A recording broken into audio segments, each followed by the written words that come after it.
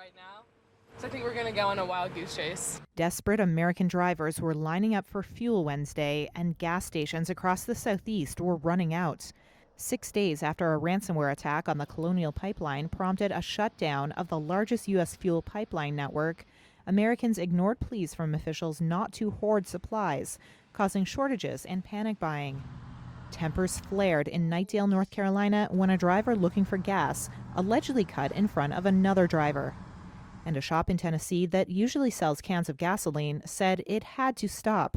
People were coming in and loading, trying to buy, 5 and 10 cans worth of gasoline. They're just hoarding it. And that's the worst thing that can happen. More than 70% of stations in Metro Charlotte and Raleigh, North Carolina, and Pensacola, Florida, were without gasoline on Wednesday, according to tracking firm GasBuddy.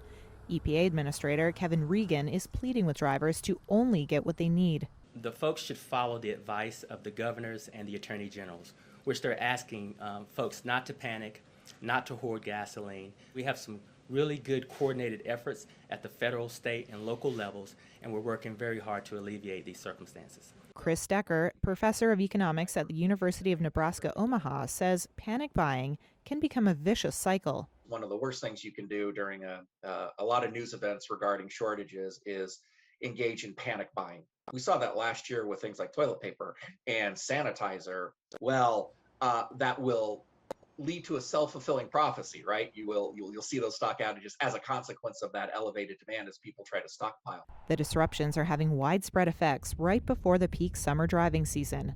The American Automobile Association said the average national gasoline price rose to above $3 per gallon, the highest since October 2014.